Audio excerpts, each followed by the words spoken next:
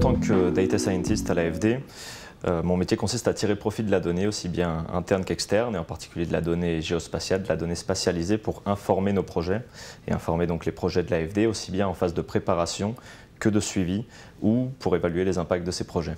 Très concrètement, faire ce métier à l'AFD consiste à identifier tout d'abord les bases de données qui pourront nous aider à analyser justement les zones d'intervention et les différents indicateurs qui sont pertinents pour les secteurs que nous couvrons. Ça peut être par exemple la déforestation, le bâti urbain ou tout simplement le secteur de l'énergie.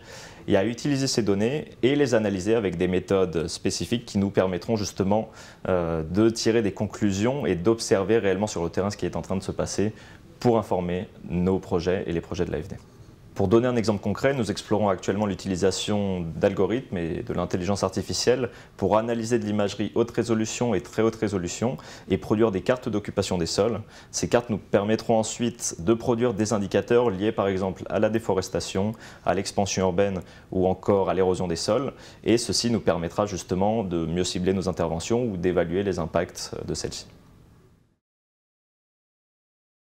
L'utilisation en fait de ces données et leur analyse permet de se positionner à 3 moments du cycle projet. Tout d'abord dans la préparation des projets, afin de mieux cibler géographiquement les projets, étant donné que nous pourrons utiliser l'imagerie pour par exemple détecter des zones très denses en population. Et si on prend l'exemple d'un projet d'infrastructure, lors du déploiement de ce projet, on pourra justement viser ces zones où il y a de fortes densités de population. Dans un deuxième temps, nous pouvons utiliser ces données et les analyser durant les phases d'opérationnalisation des projets, afin par exemple de suivre la construction de grosses infrastructures.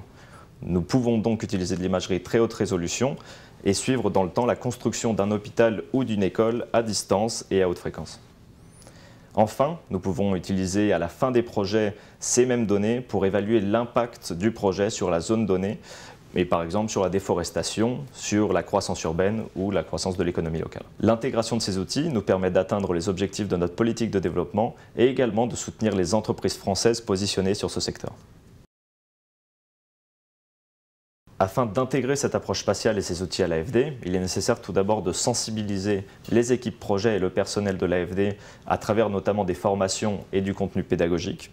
D'autre part, de démontrer justement l'utilité et la pertinence de ces technologies en accompagnant des projets champions qui dissémineront ces savoirs. Et finalement, de centraliser les services et les contenus associés sur une plateforme unique à laquelle ils pourront se connecter. C'est précisément sur ces 3 composantes que se positionne le partenariat AFD-CNES, qui sera mis en œuvre sur les 2 prochaines années et qui appuiera l'intégration au sein de l'institution et l'appropriation par les équipes de ces outils et des données géospatiales.